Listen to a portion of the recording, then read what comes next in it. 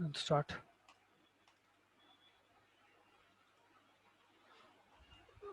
So today we'll continue our discussion about cervical carcinoma. The other day we were discussing about the causes of cervical carcinoma. Um, Listed out 4 or 5 causes. Now, coming to pathological changes that occur in cervical carcinoma, these are present in 3 patterns. Okay, the cancer itself or the tumors can be seen in 3 different patterns. They will be either fungating type, fungating in the sense that it looks like a cauliflower. Okay, or it can be ulcerating type, or it can be infiltrating type. Okay, infiltrating into directly into the deeper layers of your cervix. Okay, so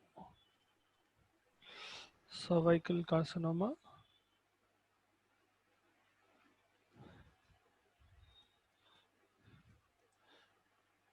presents in 3 different forms. That is fungating, which is cauliflower type.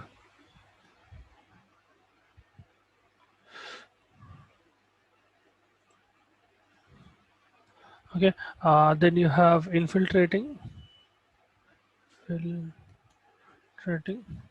ulcerating. Okay, the more common type is fungating type. Okay, the fungating type appears like a cauliflower like growth, which is going into the adjacent wall.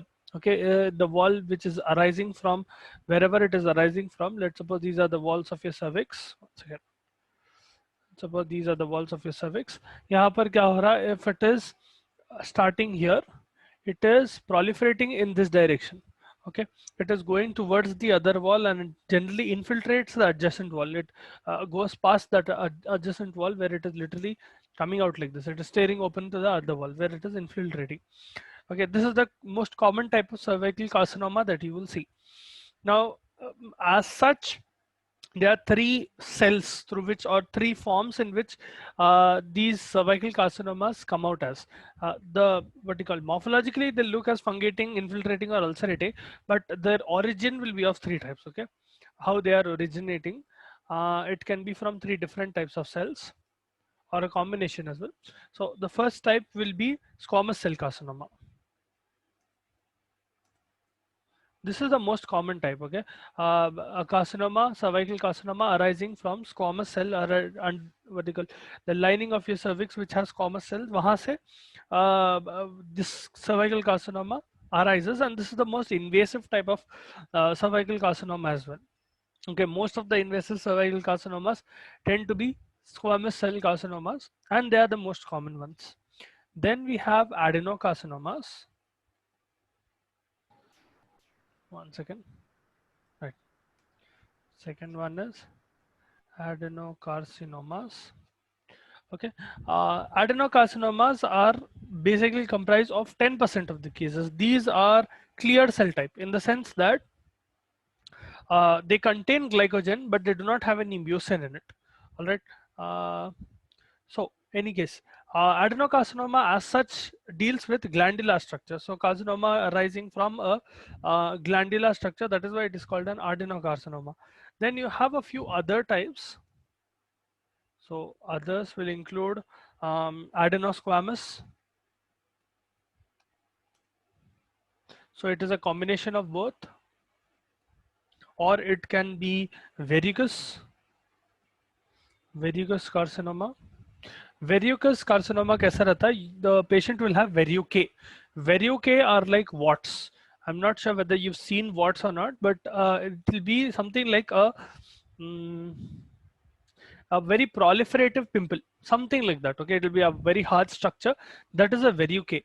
Verrucous carcinoma may, that carcinoma will look like a verrucae. Okay, it will form verrucles. So there'll be very painful warts that are present wherever that carcinoma is occurring. Generally buccal carcinoma tend to be verrucous carcinoma. If you've seen this thing, if you've ever seen a cigarette packet, on that cigarette packet there will be an image of throat cancer or mouth cancer or tongue cancer, right?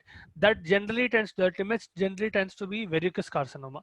Okay, if you can imagine what it was, that is verrucous carcinoma. All right.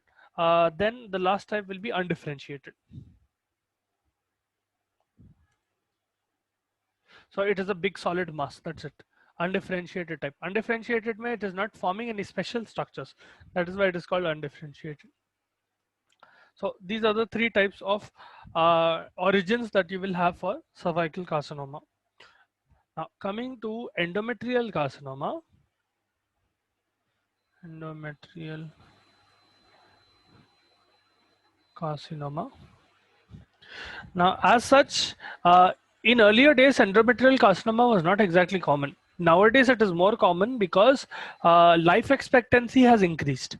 Okay? Earlier, life expectancy was up to 60 as such. Okay? Because of disease and there was no treatment, 60 भी बहुत बड़ी बात थी. 40s, 50s people used to live and they used to die. Okay? 1700s, 1800s, before antibiotics, before any proper drugs, even if they are getting a simple infection, something like that, they will die. Okay, more often than not, it will be very pronounced and it will lead to death. Nowadays, because of drugs and all, the life expectancy has significantly gone up. As such, the incidence of endometrial carcinoma has also gone up because peak incidence of endometrial carcinoma occurs in 60s and 70s. Okay, that is why what you call the incidence as such, the occurrence of endometrial carcinoma has become much more common. As such, it is very rare to find endometrial carcinoma occurring in patients below 40 years of age. Okay, uh, peak incidence 60 to 70 years.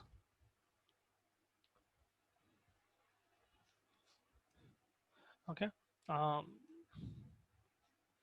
rarely less than 40. Very rare. Okay. Now the exact etiology is not known why endometrial carcinoma is occurring, but there are a few factors that are thought to increase the frequency of endometrial carcinoma. Okay, so those factors include, one second, factors increasing frequency of endometrial carcinoma. These will be excessive estrogen. Either they are themselves producing that excessive estrogen or they are taking it as a supplement. Either way, there is increased amount of estrogen in them. And obesity, diabetes mellitus, then hypertension, as well as nulliparous state. Nulliparous state का मतलब ये है the patient or the person has either willingly or intentionally or unintentionally has not born any children. Okay, they do not have any children, either willingly or unwillingly. Either way, they do not have any children. That is nulliparous state. Okay. Now, the pathological changes that occur in endometrial carcinoma will have two patterns. Okay, they will either be a local polyploid tumor. So there'll be a localized polyploid tumor, that is one type. Okay, polyploid. Then the second type will be diffuse tumor, wherein you will not see a big structure, but you will see small structure diffuse around that tumor. Okay, then you have diffuse tumor. Now, the more common one is diffuse tumor. All right, the tumor itself will protrude into endometrial cavity as an irregular friable mass, in the sense that friable ka matlab it will crumble very easily. Okay, it will keep on going into the deeper layers of your endometrial, protrudes into the endometrial cavity.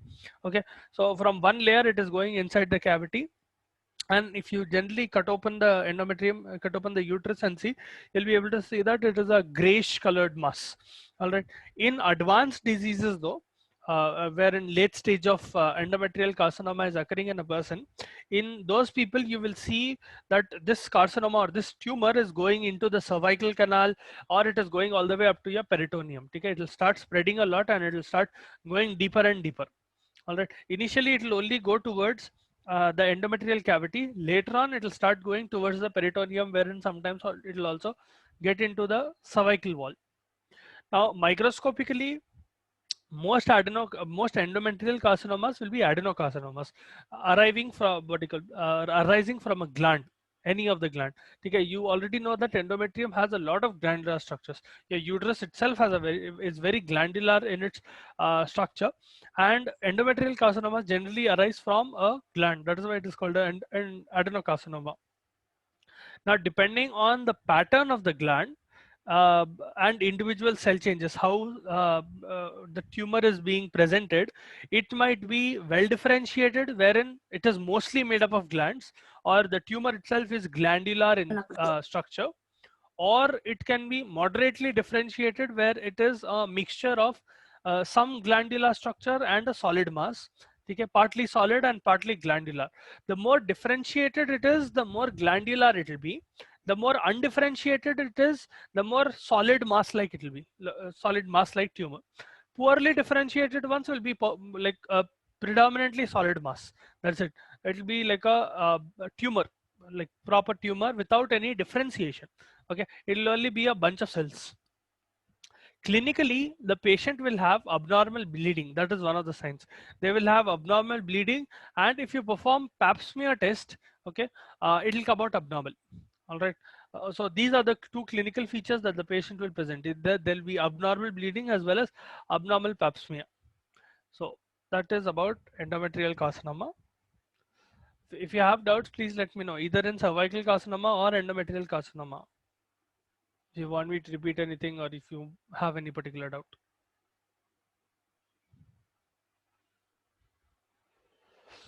Okay. Now coming to something called vesicular mole. Okay. Vesicular mole is something that will precede choriocarcinoma. Okay, carcinoma of the placenta. All right, vesicular moles are basically, आप लोगों को इससे पहले कभी chorionic villi के बारे में पढ़ा है? There are small small villi like structures that are present in placenta that will be the first contact of blood between the mother and the child. ठीक है, they're present in the placenta, and these small villi, specifically in case of vesicular mole, a condition called vesicular mole, these villi will swell.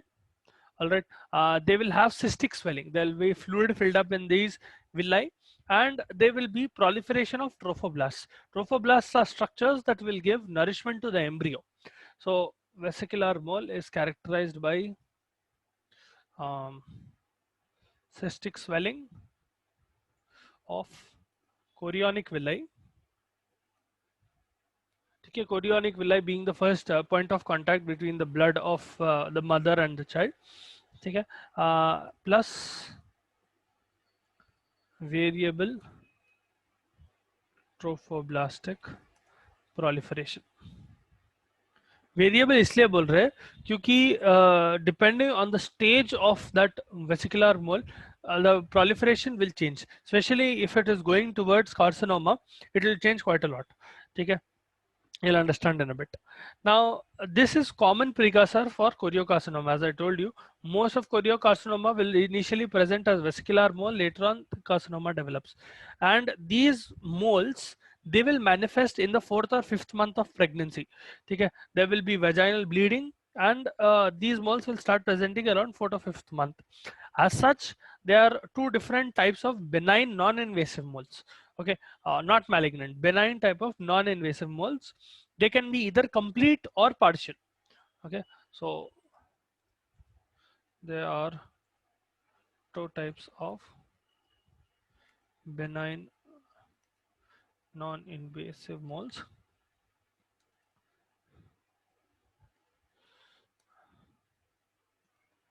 Complete and partial. इन लोगों में difference क्या है? The difference is that how they are developing. As such, complete mole में it is formed by when one or two sperms fertilize an egg without a chromosome. Okay, when you have eggs who has lost their chromosome, let's suppose there is an egg ovum which has lost its chromosome, so there is no DNA material inside it. Okay, and there is one or two sperms which are fertilizing this ovum, okay, which is without chromosomes. Okay, in this case, what will happen is all the genetic material that the baby will have, it will be paternal. Okay, only coming from the sperms rather than the ovum. Okay, I'll repeat once again. In case of complete moles, there will be one or two egg, one or two sperms that will fertilize an egg that has lost its chromosome. Okay, all the genetic material that the vertical embryo is getting, it is paternal. All right. In case of partial mole, this is complete mole. Okay, one or two sperms fertilizing on no chromosome or no DNA material, egg chromosome. All right. Then in case of partial, there is an egg with normal chromosomal content, and it is fertilized by a diploid or a haploid sperm. Okay. So there is one normal ovum, okay, with normal chromosomal material. So this has its own chromosomal material here. This ovum or this egg is getting fertilized by one diploid or sorry haploid or diploid sperm. Okay, that will be partial. It will result generally in the formation of a triploid complement. Okay, triploid complement of genetic material. The more common one is haploid. Okay, that is why triploid complement बनना ज़्यादा common है. It will end up in forming triploid complement genetic material. Okay, the pathological changes that occur in vesicular moles is that the mole itself consists of masses of thin-walled, translucent cystic grape-like structures. In the sense that this vesicular mole will occur like grapes. Okay, inside the chorion. So you will see this near your placenta. यहाँ पर क्या होता, small grape like structures will appear which are translucent and they will be cystic, meaning they'll be filled with fluid, they will be thin walled and they will be translucent. If you cut open the uterus you'll be able to see this. Okay, fetal parts are not seen in complete moles but they are common in case of partial moles. As such, microscopically if you look into these moles, complete moles show hydropic swelling of villi. So as I told you, vesicular mole will have villi that are swelling up, cystic swelling that will occur inside the villi, and there will be fluid present inside the villi. Okay, along with hydropic, उसको hydropic swelling of villi बोलते हैं, okay, because water-like structure will fill into the villi. Along with that, there will be inadequate vascularization of villi because they are getting because of the swelling, the blood supply to that villi will get distorted. It will not be properly vascularized. That is why inadequate vascularization of villi occurs, and there is significant trophoblastic proliferation. This is occurring in complete moles. Okay, so complete moles में क्या हो रहा, there is one or two sperms that are fertilizing a ovum, the fertilizing an egg without its chromosomal material. So complete mole में you will generally see hydropic swelling of villi. So those small structures that are present in the placenta, they will swell. There will be inadequate vascularization of those villi.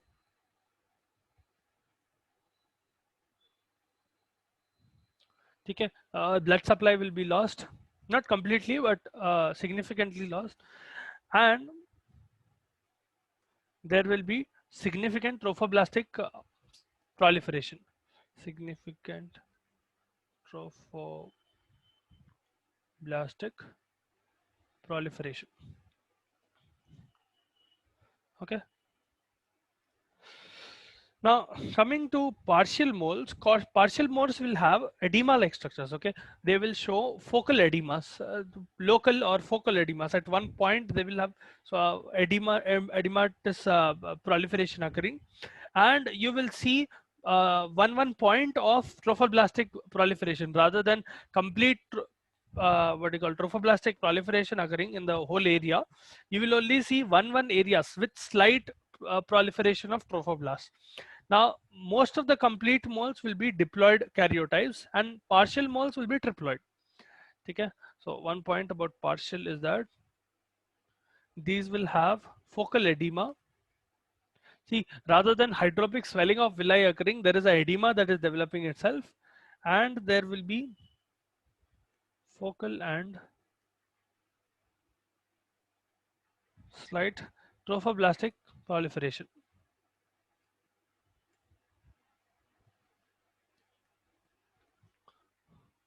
Okay, so trophoblast will basically proliferate in certain areas rather than covering the whole area. Now, as such, as I told you, most of the complete moles that you will see, they will have a diploid karyotype, meaning their nucleus. So, यहाँ पर the nuclear material that will be present, that will be diploid to an. In partial, it will be triploid. Okay, this is because in partial it is generally forming because one egg is fertilizing with either a diploid or a haploid sperm. Mostly it will be a haploid sperm, resulting in a triploid embryo being formed. Okay, and having a triploid karyotype. Now, coming to choriocarcinoma.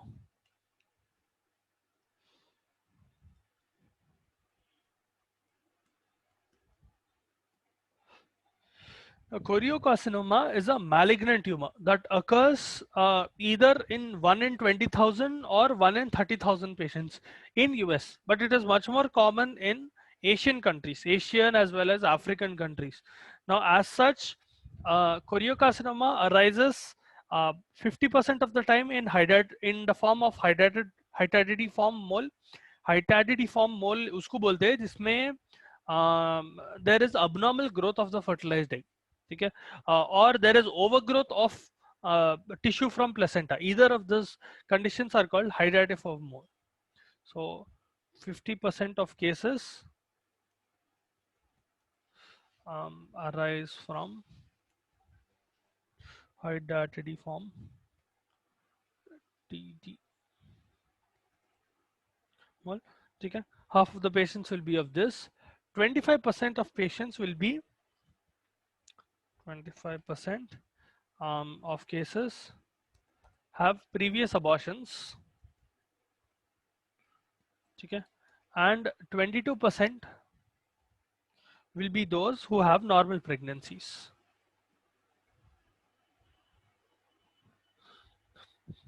Normal pregnancies. Right. So the rest of them will be ectopic pregnancies. So most of them will be now about 50% half of the cases hydatidiform form हो गया. Hydatidiform form is basically the abnormal growth of fertilized egg. वहां से मोल बढ़ रहा. ठीक है, उसको hydatidiform form बोलते हैं. या फिर there is overgrowth of tissue from placenta, placental tissue that is overgrowing and forming this mole. That will lead to choriocarcinoma in 50% of the cases. In 25% of the cases, the patient itself has a history of abortions. Okay, previous single or multiple abortions. या फिर in 22% of the patients, you will have normal pregnancy. Now, बचे कितने 3%. That 3%, roughly 3% will be ectopic pregnancies.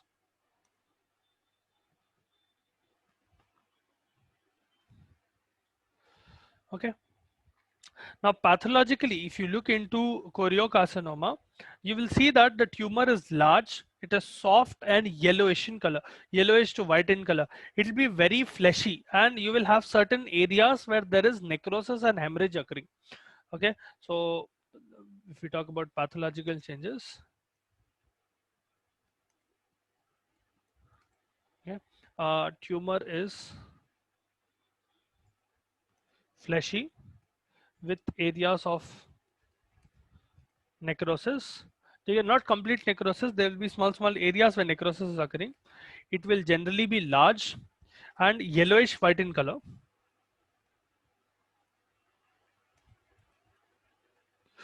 Generally pretty soft and fleshy. Okay.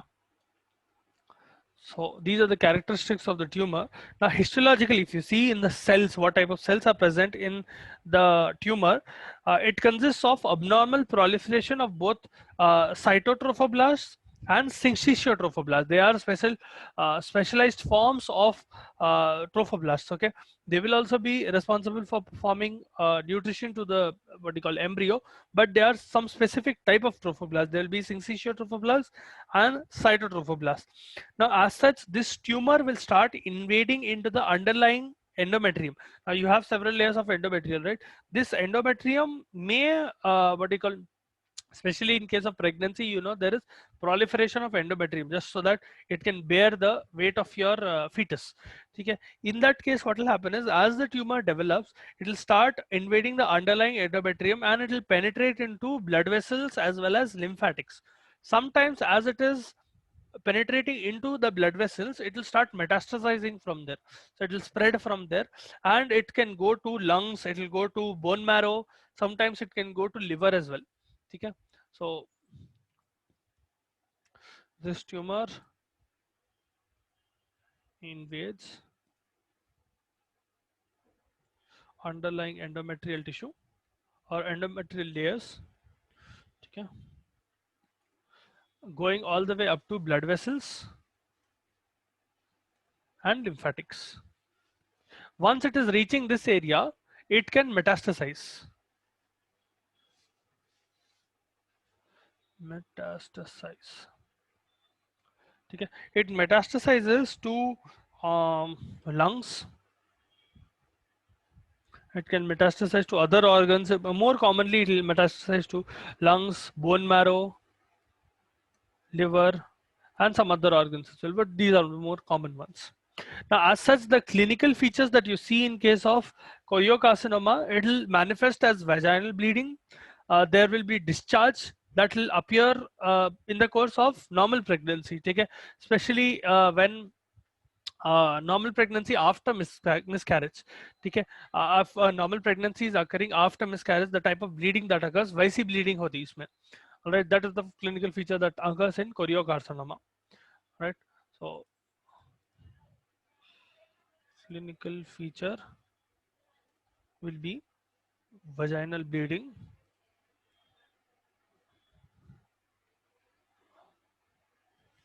vaginal bleeding, and discharge mm, that occurs mm, in normal pregnancy after miscarriage. So if a person is getting pregnant again after miscarriage, उसमें जैसा discharge होता है, उसमें जैसी vaginal bleeding होती, that type of vaginal bleeding and discharge will occur in case of choriocarcinoma. Okay, we'll start with ectopic gestation in the next class. You have ectopic gestation, then ovarian cysts and tumors and all. Okay, so for now we'll conclude our class. Hope you understood this. Have doubts, please let me know. Vesicular mole choriocarcinoma or endometrial carcinoma or cervical carcinoma. Want me to repeat anything? No?